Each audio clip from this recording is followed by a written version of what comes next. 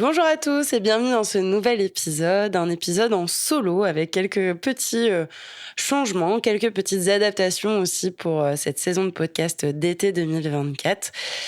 Pour ceux qui me suivent sur les réseaux, sur ma newsletter ou qui me suivent de manière générale, j'ai pu vous dire que pendant 15 jours, je suis partie en colo aux États-Unis avec mon meilleur pote et avec de jeunes adolescents de 14 à 17 ans. Et suite à cette expérience qui de base était déjà très challengeante pour moi, et vous allez voir, je vais y venir, je vous ai proposé sur les réseaux de vous faire un épisode sur la notion de comment en fait le deuil drive ma vie, comment la notion du deuil prend sa place dans ma vie au quotidien, non pas de manière morbide, de manière triste, de manière déprimante, mais au contraire de manière beaucoup plus galvanisante, quelque chose qui est justement porteur, et comment justement j'arrive à transformer positivement cette notion de deuil, de mort, qu'elle soit physique ou symbolique, cette notion aussi de changement. Ça, c'est justement ce que j'ai envie de vous partager dans cet épisode et de partir du constat de justement cette colo aux États-Unis. En guise d'introduction, je le dis assez régulièrement, mais un rappel ne fait pas de mal. Vous savez que pour moi, chez Oliatma, on considère que tout deuil est un changement et que tout changement est un deuil. Autrement dit, le deuil peut bien entendu correspondre au décès, à la mort physique d'un proche, d'un animal de compagnie, d'un être vivant, comme ça peut aussi correspondre à un changement de vie, un changement en soi, un changement relationnel, un changement familial, un changement matériel. Autrement dit, pour moi, la mort, au sens de la finitude, c'est-à-dire la fin de quelque chose, est absolument partout. Dans les pertes, dans les changements, je l'ai déjà dit, et dans les séparations. Alors du coup, quel rapport avec mon voyage aux États-Unis ?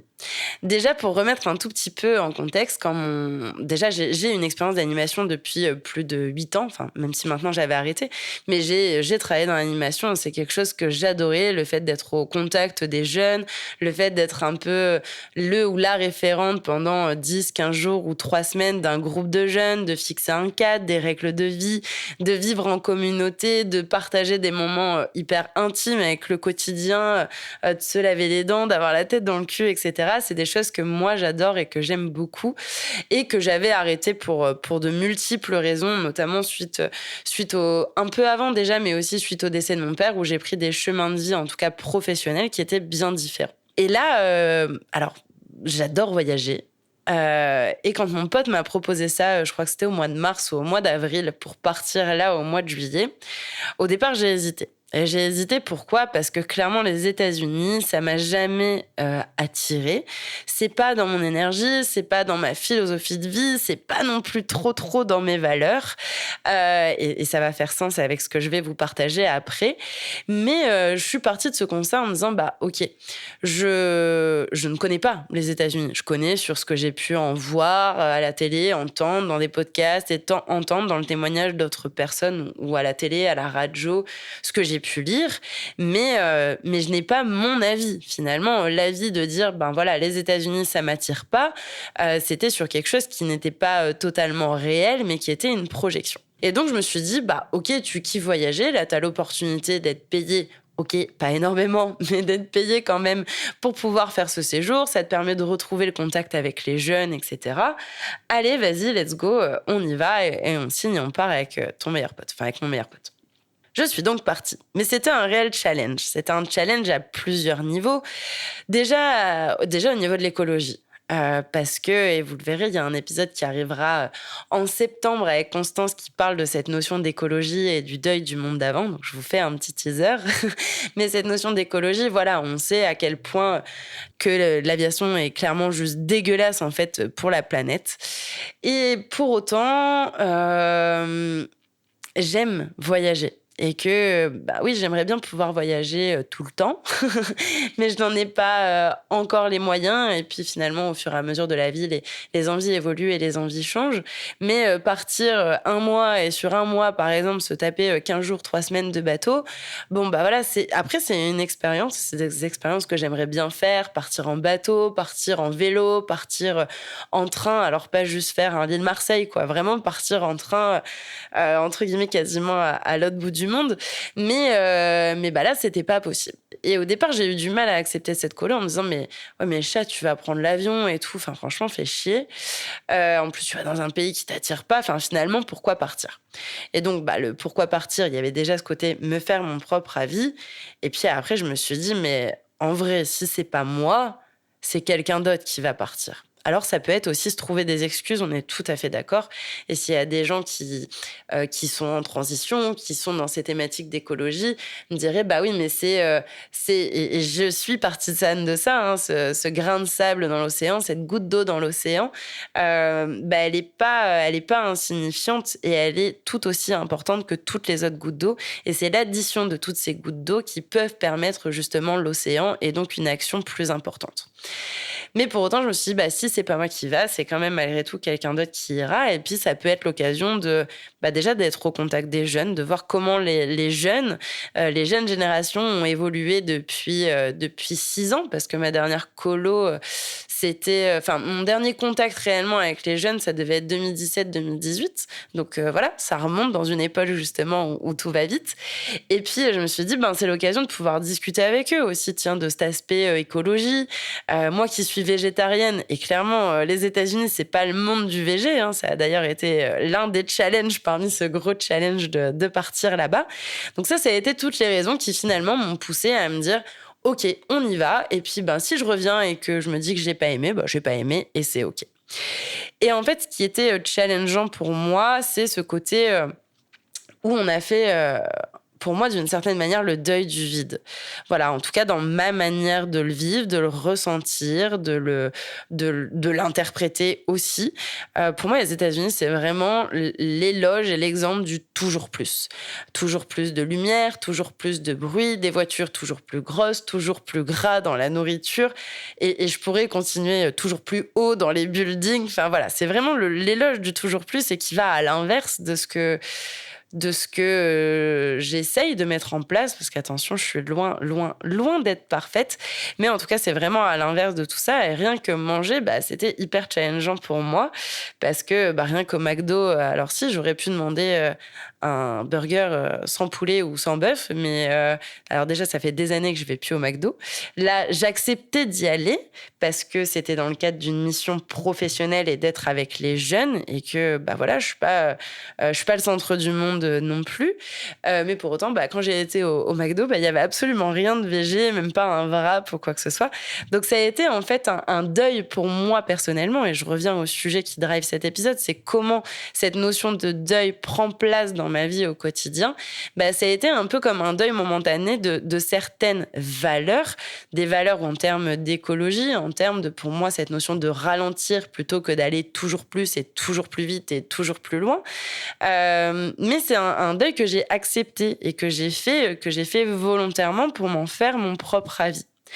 Et d'ailleurs, mon avis est le suivant, c'est que clairement, pour moi, les États-Unis, c'est le pays du toujours plus. Et je vais vous raconter une anecdote. On a été à un moment à Orlando dans un resto en illimité. Et pour les jeunes, et donc il y avait des parts de pizza. J'ai mangé 2 petites parts de pizza, normales, vraiment pas à me gaver et à m'engouinfrer. Et on était à peu près à une petite moitié du séjour. Et quand je suis ressortie du restaurant, je parlais avec ma collègue en me disant, ouais, c'est trop, quoi. Et j'avais dans la bouche le goût d'huile et le goût de gras, au point d'en avoir été dégoûtée. Alors que je mangeais pas des fast-food tous les jours et que je faisais un max pour faire attention, pour manger des salades, etc. Mais au point de me dire, c'était vraiment pour moi un sacré challenge. Bon, le côté écologique, j'ai pas pu y faire grand-chose, hein, clairement, à part avoir des échanges et espérer peut-être planter des petites graines, parce que je relie aussi, d'une certaine manière, le côté végé à l'écologie, ou en tout cas à l'environnement. Et pour moi, le mieux-être animal fait partie de tout ça, dans ma vision des choses. Hein. Je dis pas que c'est ce qui est pour tout le monde. Et ça a été source de discussion aussi avec les jeunes. Pourquoi t'en manges plus? Pourquoi tu manges plus de viande? Depuis combien de temps t'en manges plus? Quelles ont été tes raisons et tes motivations? Est-ce que t'es végétarienne, ou est-ce que t'es végane? Est-ce que tu manges du lait et du fromage? Voilà, ça a été aussi source de discussion. Et pour ça, j'ai été entre guillemets déçu avec des grands guillemets de moi d'être partie en avion et d'avoir clairement exposé mon empreinte carbone parce qu'en plus on a fait un Paris-New York, New York-Miami et un Miami ensuite Paris.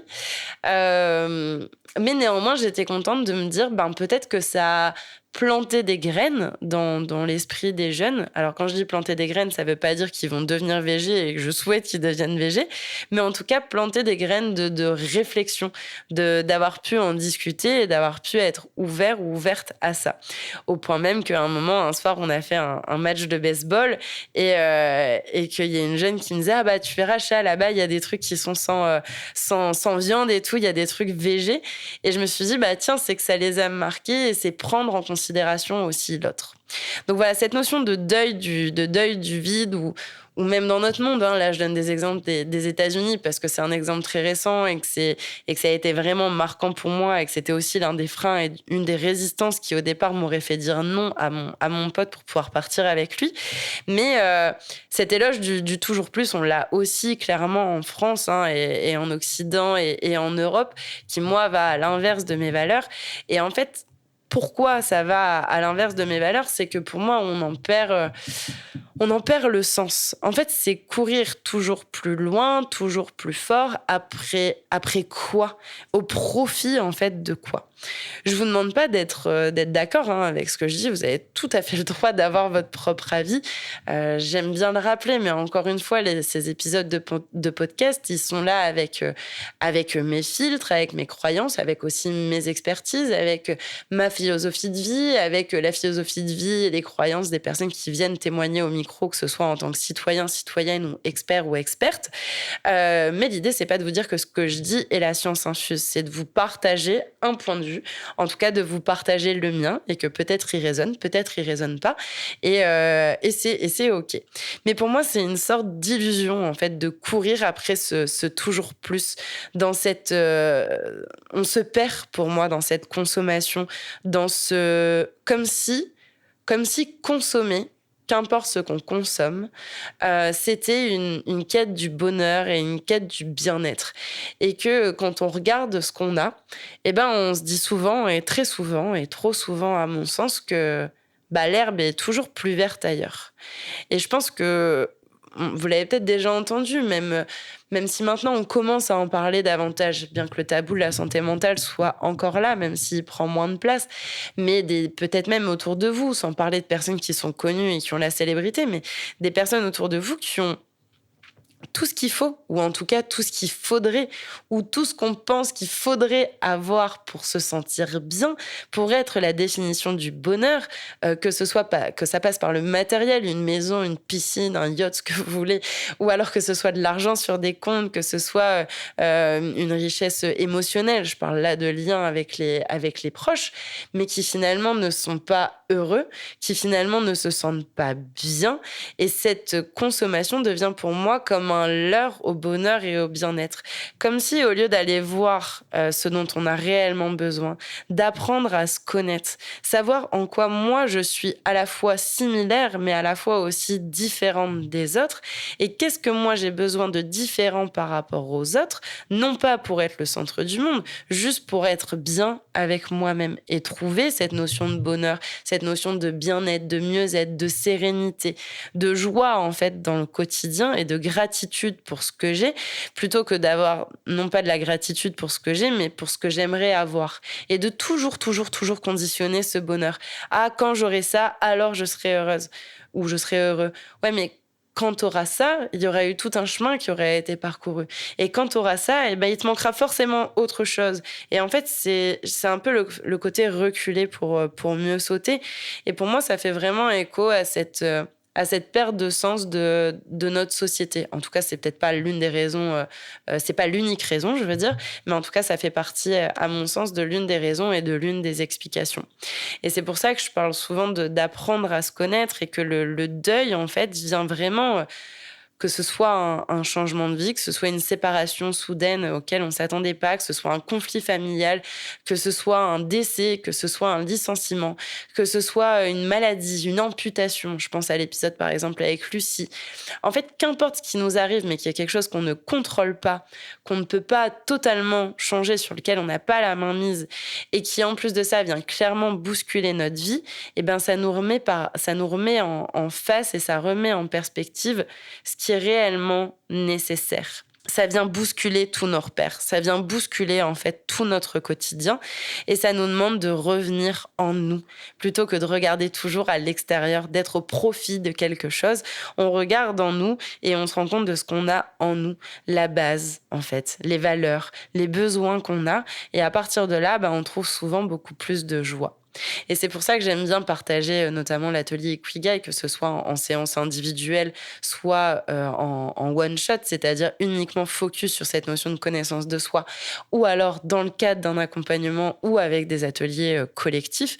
D'ailleurs, c'est des choses qui vous intéressent, n'hésitez pas à me contacter, on pourra en discuter, je pourrais vous donner plus d'informations, même si vous avez aussi déjà des informations sur mon site. Mais l'Ikigai, ça veut dire raison de se lever le matin en japonais. Il y a vraiment cette notion de boussole, c'est-à-dire où je vais, quelle est la direction que j'ai envie de prendre, non pas un chemin de vie comme si on n'avait qu'un seul chemin par personne et dans une vie. Pour moi, il y a un grand chemin, il y a un grand sentier et il y a plein de petits chemins où il y a un grand chemin et plein de sentiers. Vous faites comme vous voulez. Mais je trouve que c'est dans ces difficultés où on apprend beaucoup. Et dans cette notion du toujours plus, je parlais de consommer. Tout ça, ça demande aussi de l'argent, hein. Je veux dire, soyons terre à terre. Notre vie et notre société, nos sociétés sont basées aussi sur cet argent. Et en fait, ça m'a fait écho à cette situation que je vis beaucoup moins maintenant, mais que j'ai pu vivre notamment en fin 2022 et sur l'année 2023, où j'ai eu vraiment des grosses difficultés financières, non pas parce que je dépensais à tout va et que je consommais.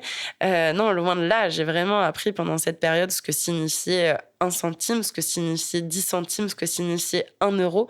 Parce que quand on gagne 400 € brut par mois, enfin brut, j'entends de chiffre d'affaires, je vous assure que les fins de mois sont assez compliquées. Et c'est là où je me suis revue et je me suis dit, mais en fait, je suis heureuse aujourd'hui, hein, mais dans cette période, j'étais déjà heureuse. Ouais, c'était difficile. Oui, il y a plein de choses que je voulais faire et que je pouvais pas faire. Aussi con que de m'acheter un livre, aussi con que d'aller boire un verre avec mes potes, aussi con que d'aller au ciné. Voilà, en fait, des choses simples de la vie où on n'a pas besoin de gagner 10 000 € pour aller faire un ciné ou boire un verre avec des potes. Et pour autant, c'était hyper challengeant. Et ça aussi, ça a été un deuil pour moi à un certain moment. Et un deuil de quoi ? Un deuil d'un certain statut social, de ce qu'on peut montrer. Parce que quand mes potes me disaient « Chat, on va boire un verre », non, si tu veux, éventuellement, on boit un verre chez toi ou chez moi, je ramène une bière qui va me coûter 2, 3, 4 €, mais je vais pas aller boire un verre à l'extérieur qui va me coûter bien plus cher et où, au bout de 3 quarts d'heure, 1 heure, et en gros, chacun rentre chez soi. Même quand je partais en vacances, et c'est encore le cas aujourd'hui, quand je pars en vacances, je ne dépense pas d'argent dans un logement ou quoi que ce soit, je pars en kit van. Alors déjà parce que j'aime ce type de vacances, de voyage et de vie, mais aussi parce que financièrement, je n'ai pas la possibilité de pouvoir faire autrement pour m'autoriser, par exemple, des vacances. Et malgré tout, cette difficulté financière m'a rendue très heureuse parce qu'elle m'a donné énormément de gratitude sur ce que j'avais. Oui, ok, j'avais clairement pas beaucoup d'argent.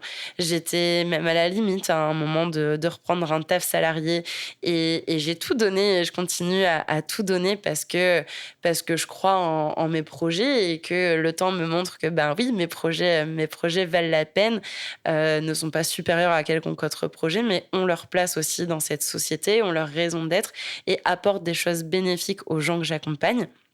Mais en fait, j'avais de la gratitude au niveau de ma santé, parce que en fait j'étais juste en bonne santé et c'était déjà clairement important.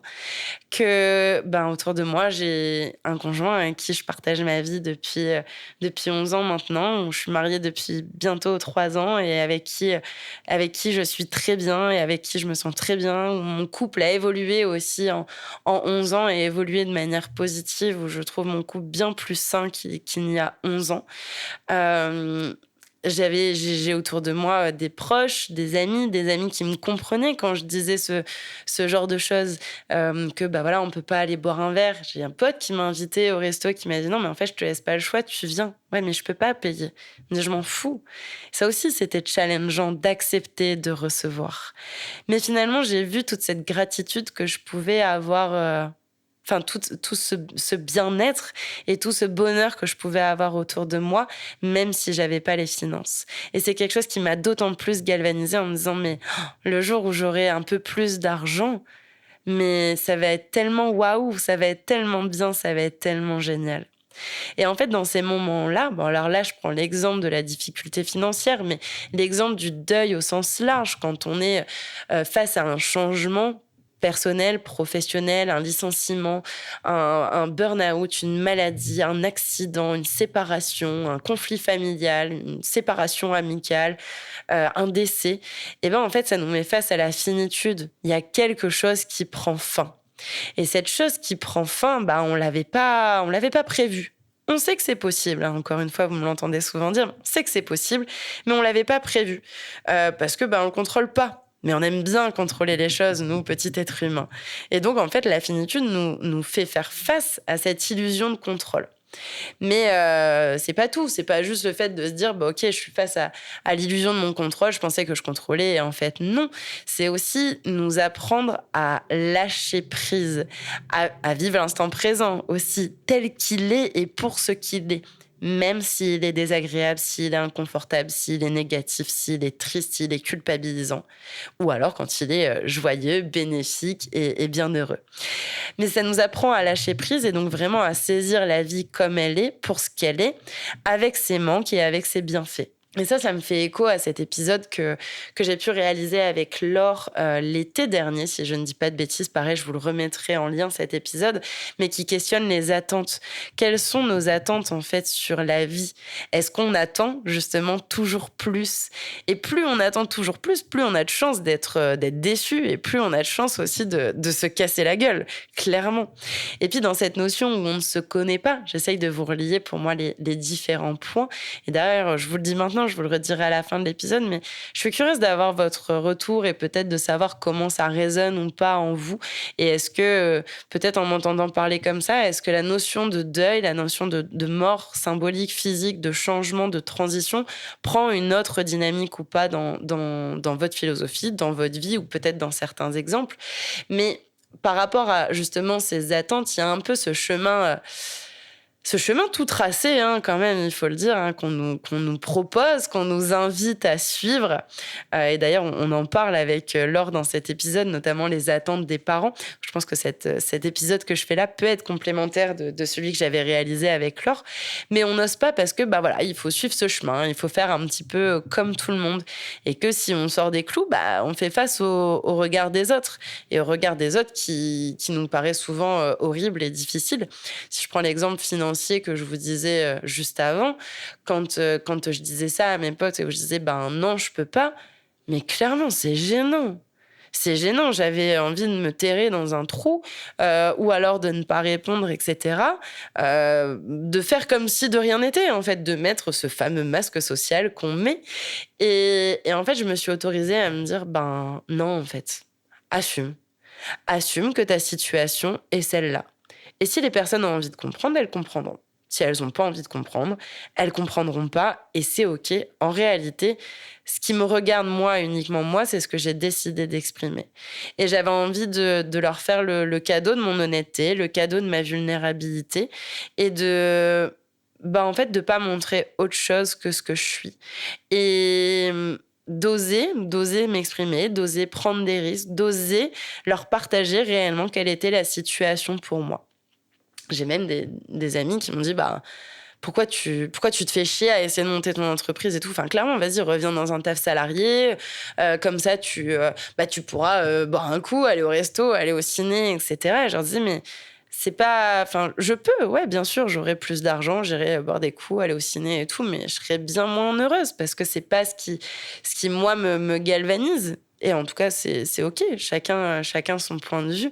Et finalement, après, des personnes l'ont compris, même si de base, elles l'avaient pas compris, ou si même à plus long terme, elles l'avaient pas compris, c'est OK. Mais ce que je veux dire par là, c'est que on n'ose pas être différent. On se compare beaucoup aux autres. On n'ose pas toujours être ambitieux. On n'ose pas toujours, en fait, se montrer tel que l'on est. Parce qu'on a peur de ce jugement, parce qu'on a peur de pas être dans la norme, parce qu'on a peur de pas répondre aux attentes. Et en fait, dans cet aspect de... Voilà, là, c'est plus toute la partie précédente et pour moi, plus un constat de comment je vois le deuil se manifester dans ma vie au quotidien. Et là, c'est plus, OK, qu'est-ce que j'en fais maintenant ? Je vous en ai donné un petit avant-goût, mais sur ce côté, voilà, malgré tout, j'y vais, je tais, je me fais mon propre avis, quitte à être déçue, quitte à ce que ça me plaise pas. Par exemple, avec les États-Unis, cette notion de difficulté financière où j'assume de prendre des risques et je suis prête aussi à assumer les conséquences de ces risques. C'est-à-dire que je me dis pas qu'il y a pas d'échec. Loin de là. Je sais que l'échec est là, mais je pense que le jeu en vaut plus la chandelle et je pense que le risque est plus galvanisant pour moi que de me dire que cet échec peut m'arrêter.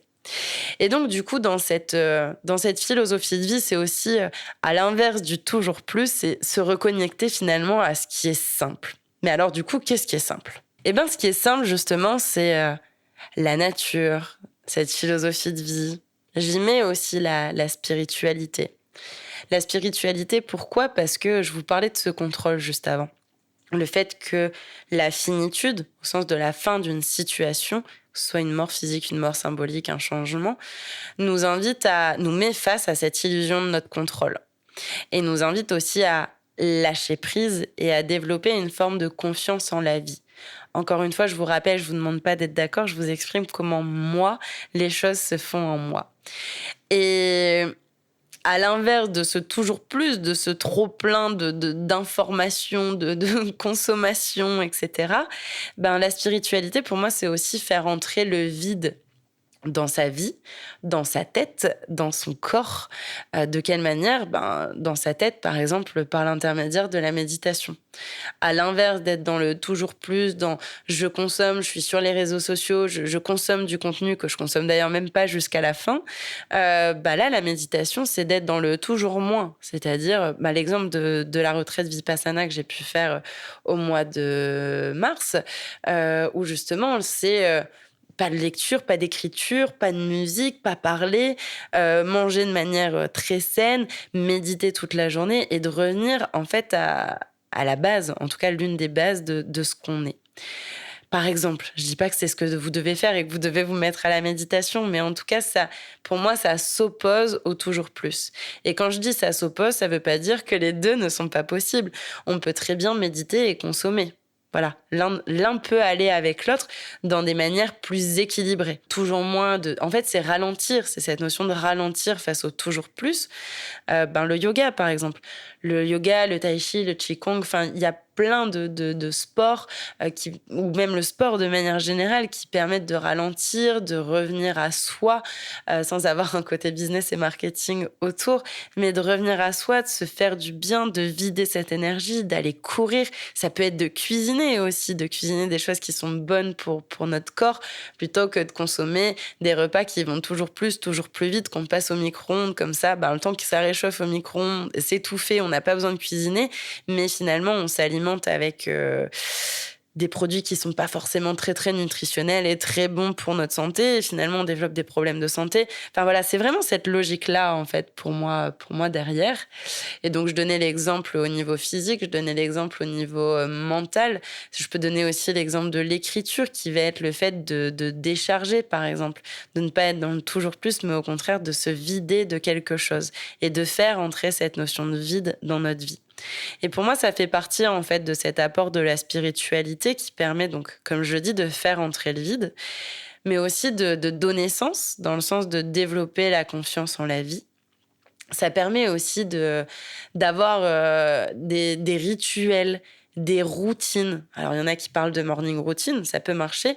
Des rituels, s'il y en a qui englobent l'aspect religieux dans l'aspect spiritualité, on sait très bien que dans les religions, il y a de nombreux rituels et des rituels qui sont salvateurs, qui font du bien, qui donnent des repères. Et justement, tout à l'heure, je disais que le deuil, au sens large encore une fois, mort physique, mort symbolique, vient en fait déconstruire, vient nous mettre dans une forme de perte de repères. À l'inverse, les rituels nous donnent un cadre, une structure, des repères et de quoi aussi se reconstruire. Et c'est ce que je trouve, moi, personnellement, dans le bouddhisme, dont j'ai déjà pu vous parler, et dont cette philosophie bouddhiste est clairement présente et disséminée consciemment ou inconsciemment, d'ailleurs, dans mes accompagnements. C'est pour ça que j'aime beaucoup aller participer à des stages sur ces sujets-là, où justement, ça me nourrit, mais ça me nourrit pas dans un toujours plus, ça me nourrit réellement dans cet intérieur et ça me permet de donner sens, d'en apprendre plus sur moi, de mieux me connaître, de mieux me comprendre, de mieux comprendre le monde selon mes filtres, de mieux comprendre mes filtres aussi pour comprendre le monde et donc du coup d'aller vers cette définition pour moi du bonheur et du bien-être qui n'est pas celle du toujours plus, mais qui est celle de en fait tout simplement se sentir bien. Et dans cette spiritualité, ce côté donner sens, ces rituels, confiance en la vie, c'est ce que je retrouve aussi dans le chamanisme, que ce soit par l'intermédiaire des voyages collectifs, où là, on est sur... Alors, à l'inverse de la philosophie bouddhiste ou d'autres pratiques spirituelles, on est sur quelque chose qui peut être dit quand même un peu plus perché, disons-le, et j'ai aucun problème à l'assumer. Mais... on va avoir un contact. Je parlais justement de ce qui nous reconnecte à ce qui est simple. En tout cas, pour moi, il y a aussi cette notion de nature, la dynamique la présence de la nature, des éléments, des animaux dans le chamanisme et dans les pratiques chamaniques est clairement présente. Il y a aussi tout un travail, justement, de psychopompe, d'extraction, de justement souffler un animal ou un recouvrement d'âme. D'ailleurs, si c'est des choses qui vous intéressent, vous pouvez en retrouver aussi les informations directement sur mon site. Je vous les mettrai en lien, comme ça vous aurez juste à cliquer. Et si ça vous dit de tester, de découvrir, d'expérimenter par vous-même, que ce soit un voyage collectif ou un soin individuel, j'en propose sur la métropole lilloise, les voyages collectifs à l'Île-et-Lem et les soins individuels dans une tiny house à Villeneuve-d'Ascq auprès de mon arbre.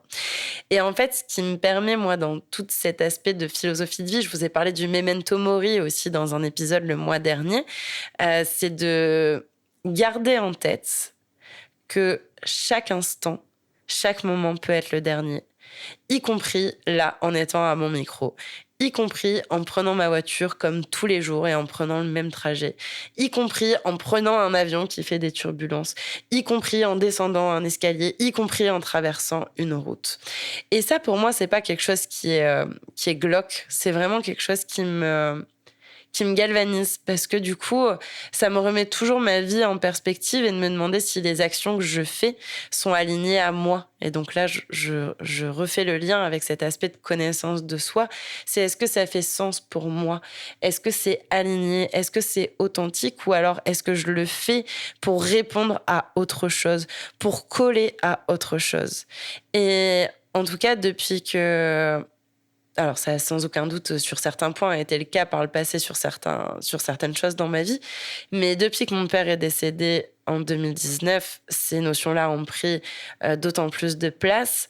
Depuis que la spiritualité est arrivée dans ma vie en début d'année 2021, officiellement et réellement a pris place, ça a donné encore plus de valeur à tout ça, à garder en tête que chaque moment peut être le dernier et du coup que tout est deuil et que tout changement est un deuil et tout deuil est un changement et de chérir cet instant présent parce que oui, il peut être le dernier. Et pour autant, la vie est pas moche, la vie est pas noire, la vie est pas pourrie. La vie, elle est belle. Ouais, la vie, elle est compliquée. Oui, la vie, elle est difficile sur certains points, mais vous m'excuserez du mot un peu familier, mais putain, elle mérite d'être vécue. Et en fait, c'est vraiment, en tout cas, ce que moi, le deuil m'apporte. C'est comment moi, j'arrive à transformer le deuil. Et c'est ce que j'ai à cœur de partager sur ce podcast, mais c'est aussi ce que j'ai à cœur de partager dans mes accompagnements. Donc voilà, n'ayez pas peur en fait d'aller voir ce qui au départ vous fait souffrir, ce changement, cette transition, ce deuil, ce décès, cette mort physique, cette mort symbolique, cette maladie, ce burn-out, ce licenciement. N'ayez pas peur d'aller voir parce que je crois que j'ai déjà dit sur ce podcast, mais derrière la peur, il se passe des choses magnifiques à condition qu'on décide d'aller les voir et qu'on décide de se mettre en chemin vers ça. Oui, ça demande un travail, ce qu'on appelle le travail de deuil, mais le chemin et la destination en vaut la peine, en tout cas dans mon expérience. Et je ne suis pas la seule parce que vous en avez plusieurs des témoignages sur ce podcast. La destination en vaut réellement la peine. Et même si là, vous êtes au fond du trou et que vous vous dites que c'est impossible, j'ai envie de vous dire que si, c'est possible.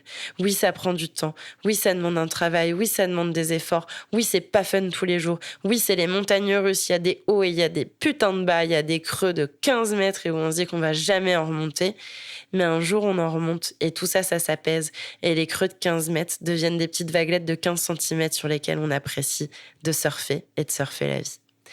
Voilà, je suis très curieuse d'avoir vos retours sur cet épisode qui s'est fait d'une traite. C'est toujours un peu surprenant pour moi d'être toute seule au micro et de parler solo pendant 35 minutes. J'espère que cet épisode vous a plu. Je serais curieuse d'avoir votre retour encore une fois. Et puis, je vous souhaite un magnifique été. Et puis, je vous retrouve dans tous les cas la semaine prochaine avec un nouvel épisode. Et puis, à la rentrée, avec pas mal de projets, que ce soit du coup ce podcast qui continue, bien sûr, toutes les semaines. Et je le rappelle, si vous avez envie de pouvoir venir témoigner ou vous connaissez des gens que ça peut intéresser de venir témoigner ou ce contenu, ces partages leur feraient du bien, n'hésitez pas à me contacter si vous êtes intéressé ou à partager les épisodes autour de vous. Voilà, moi je suis toute seule à tout gérer, que ce soit mes accompagnements, que ce soit le podcast, que ce soit les ateliers, etc. Alors un petit coup de pouce, un petit partage, c'est gratuit de votre côté, mais c'est vraiment le bienvenu et je vous en remercie d'avance. Donc le podcast qui continue, les voyages chamaniques, là je suis désolée, c'est pour les personnes qui sont dans le Nord, en tout cas sur la Nord ou métropole lilloise, reprennent à partir du 1er septembre chaque mois, alignés sur les transits astraux, que ce soit la nouvelle lune ou la pleine lune, donc là qui sont des voyages en collectif. Pour la première fois à partir de la fin août, le samedi 31 août, et il y a une date aussi le vendredi 27 septembre, j'ai ouvert, donc comme je vous le disais, des créneaux pour des soins individuels chamaniques avec justement l'aide du tambour, de la flûte, des instruments, du chant. Moi qui pensais ne jamais chanter de ma vie, si, ça y est, j'utilise aussi ma voix et ce pour mon plus grand plaisir. C'est des moments suspendus qui sont juste magnifiques pour moi à vivre, à faciliter et à offrir aux personnes qui décident de se les offrir. Donc ça, c'est plutôt pour l'aspect chamanisme. Il y a les apéros de la mort qui sont toujours là, tous les 2-3 mois en fonction. On en a un le 16 septembre sur l'île au bar des Sarrasins.